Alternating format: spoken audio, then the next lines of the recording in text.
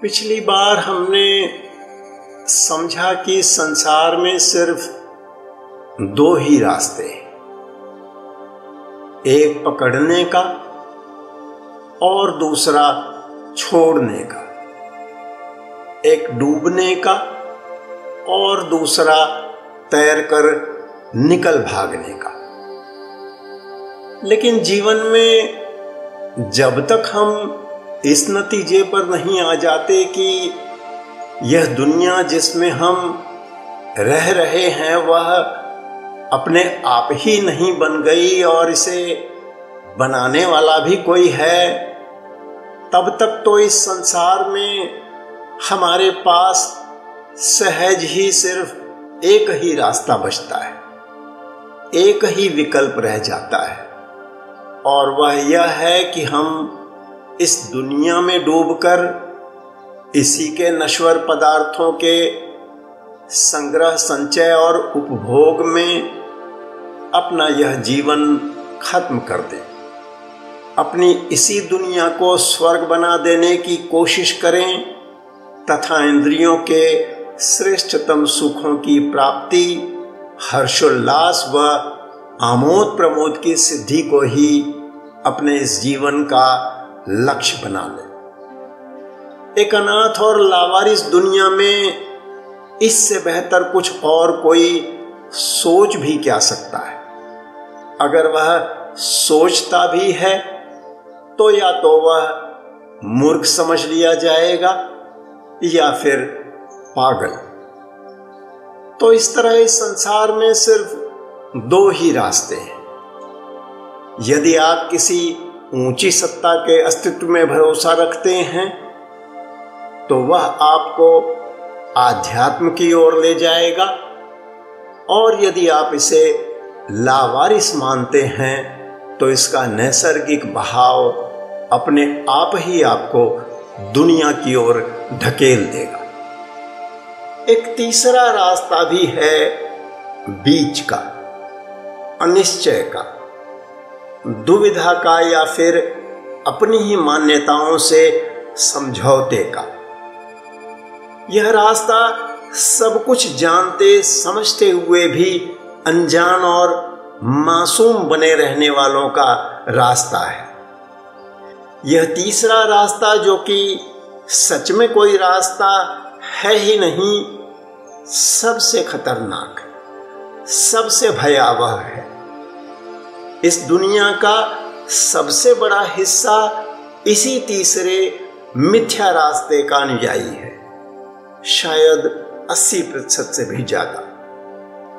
दुनिया भर के सारे पूजा स्थलों में जाने वाले हम सभी तो उसमें शामिल ही हैं, लेकिन बड़े से बड़े महापुरुषों के समागमों में उमड़ती भीड़ का अधिकांश हिस्सा भी इसी श्रेणी में आता है।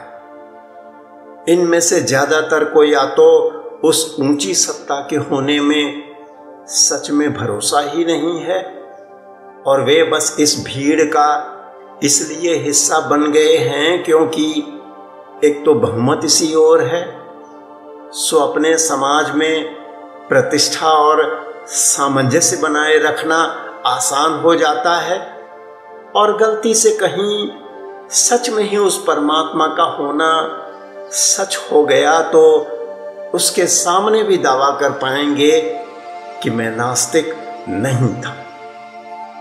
इन्हीं में से दूसरी श्रेणी उन लोगों की है जिन्हें सच का आभास तो है, उस परमात्मा के होने का कुछ एहसास जरूर है, जो भीतर से जानते तो हैं कि यह दुनिया शायद लावारिस नहीं है, लेकिन वे इस चकाचौंध भरी दुनिया के मोह में डूबे इतनी गहराई तक हैं कि इसे छोड़ पाने में खुद को कमजोर और लाचार पा रहे हैं। इस दुविधा में उनका जीवन खत्म हो जाता है, लेकिन वे न तो इधर के हो पाते हैं न उधर के। महापुरुषों के समागम में आने वाले लोगों का ज्यादातर हिस्सा इसी श्रेणी में आता है, क्योंकि महापुरुषों की वाणी का ओझ आपको जगह तो ले जाता है, पर आपकी कमजोरियां फिर भी आपका पीछा नहीं छोड़ती।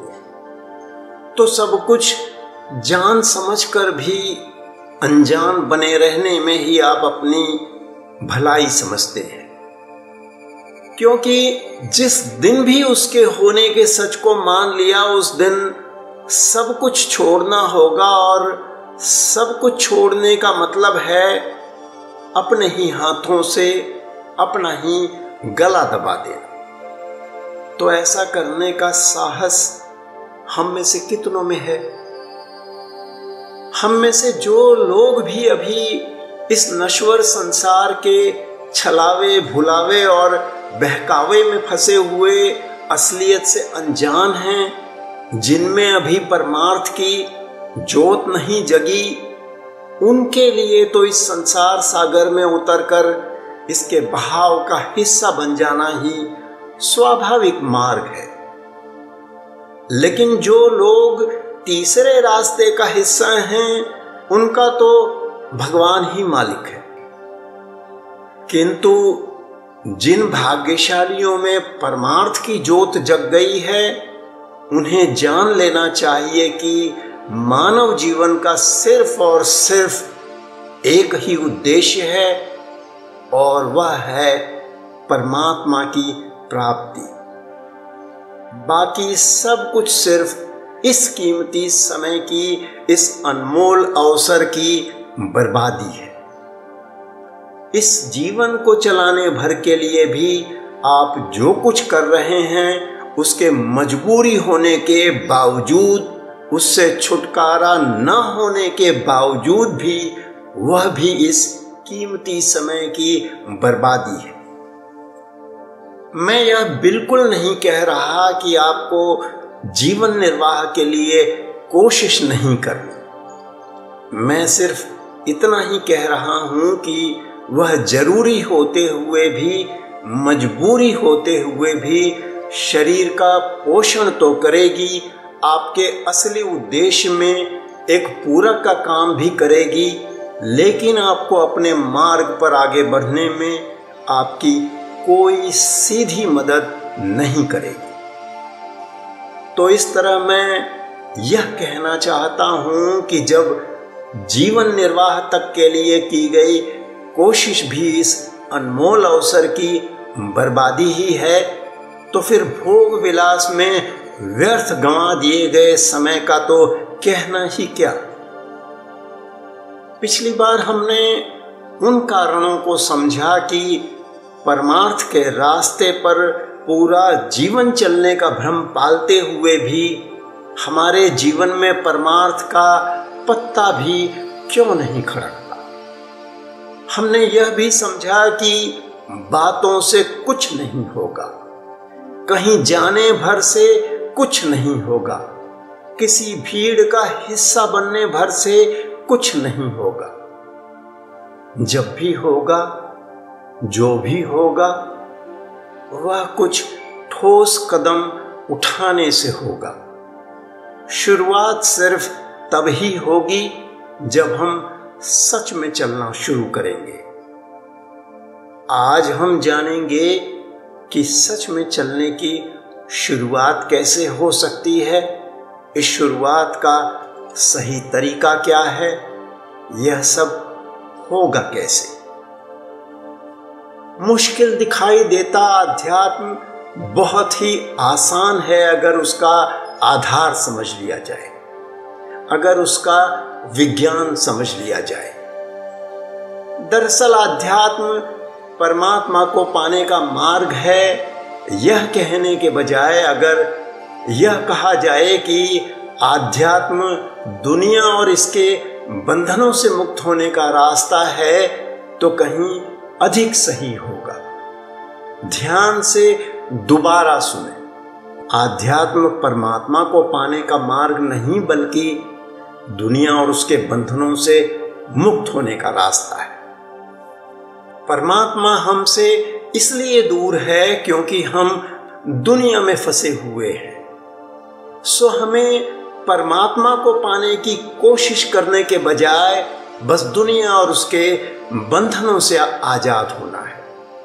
परमात्मा तो हमारा ही है, परमात्मा तो पाया ही हुआ है अगर हम इस दुनिया के दलदल से बाहर निकल आए।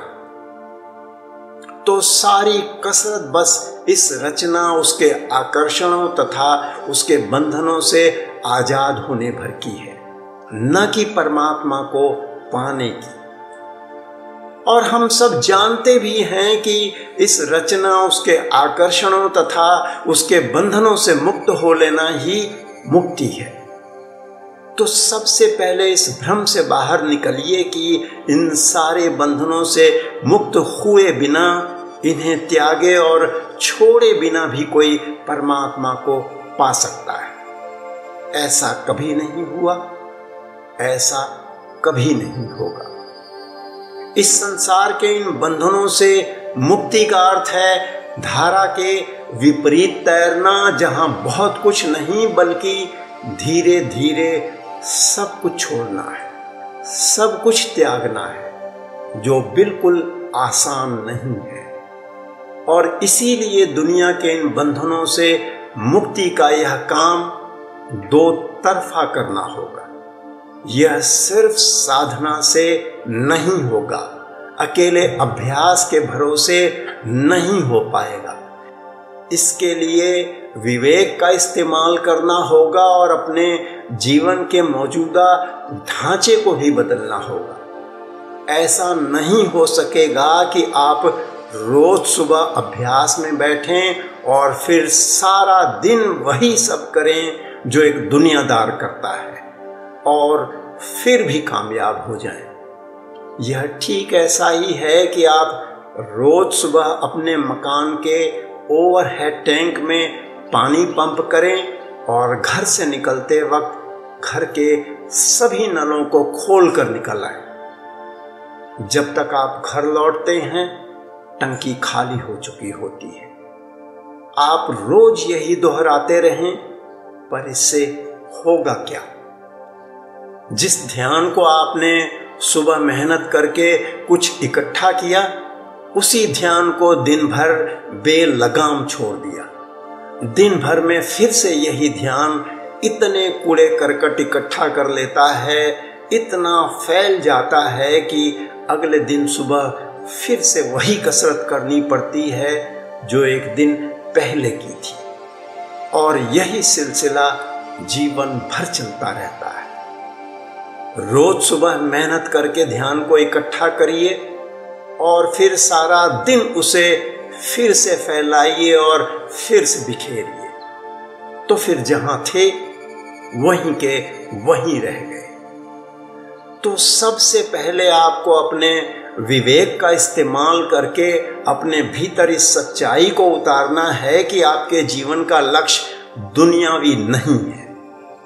एक बार इस सच्चाई को समझ लेने के बाद आपको अपने जीवन को इस तरह ढालना है कि आपके चारों ओर का वातावरण आपके चित्त और आपके मन पर ऐसा कोई प्रभाव न डाले जिससे आजाद हो पाना कठिन मालूम पड़े। यदि आप सादे, सरल और विरक्त वातावरण में रहेंगे तो आपके लिए अगली सुबह ध्यान को एकाग्र कर पाना आसान हो जाएगा। और यदि आपके चारों ओर का वातावरण भोग विलासपूर्ण, सिर्फ धन के संग्रह और संचय का होगा, कुबेर के खजाने को इकट्ठा करने का होगा, तो यह न केवल ओवरहेड टैंक में पानी पंप करने और घर से निकलते वक्त सभी नलों को खुला छोड़ देने की कहानी जैसा हो जाएगा, बल्कि धीरे धीरे आप कब बहक जाएंगे आपको इसका पता भी नहीं चल पाएगा। तो इस तरह आपका सिर्फ लक्ष्य परमार्थी होने भर से काम नहीं चलेगा। आपका सारा का सारा जीवन भी परमार्थी होना चाहिए।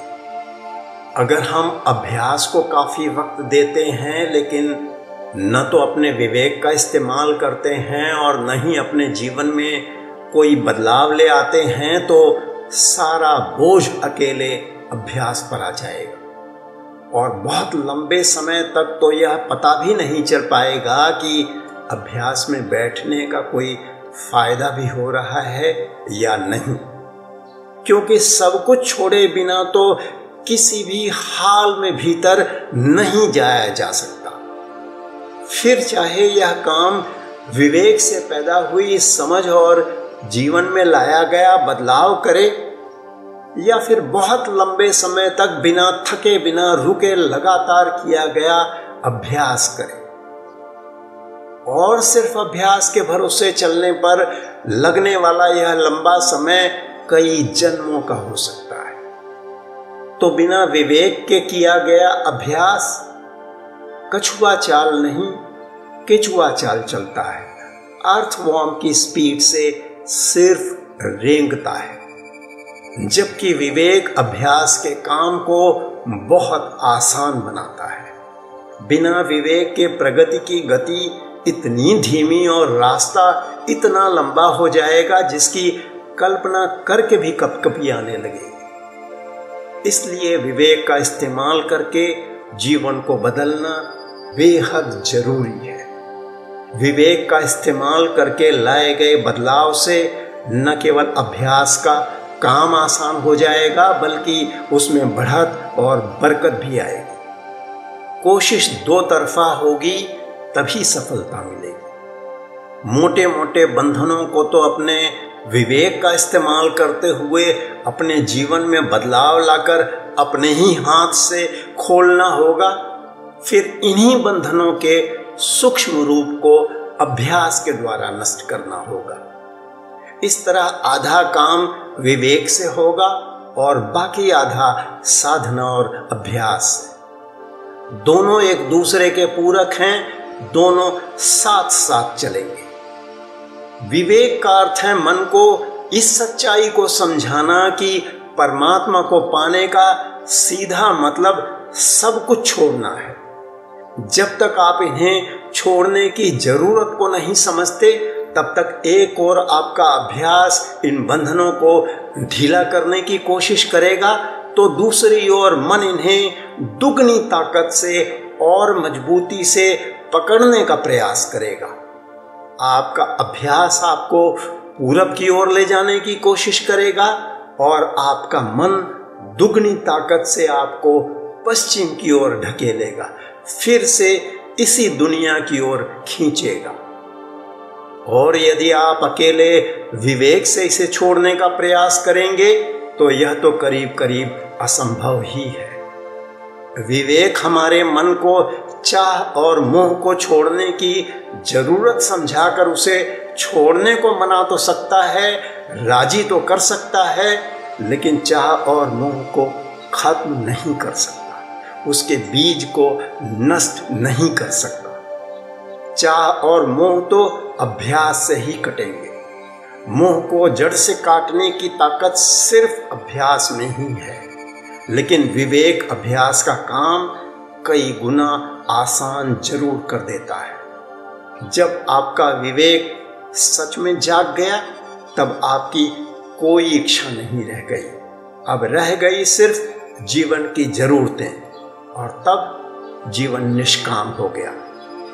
अब जो कुछ भी बचा है वह है पूरे लगन और समर्पण से किया जाने वाला अभ्यास। परमार्थ में सफलता के मूलभूत सूत्रों की अगली अंतिम कड़ी में हम इन अलग अलग टुकड़ों को सहज रूप से परस्पर जोड़ने की विधि, जोड़ने में आने वाली बाधाओं, उन बाधाओं के कारणों तथा उनका समाधान खोजकर उन्हें एक ऐसा आकार देने की कोशिश करेंगे जिससे इन्हें जीवन में उतारना आसान हो जाए।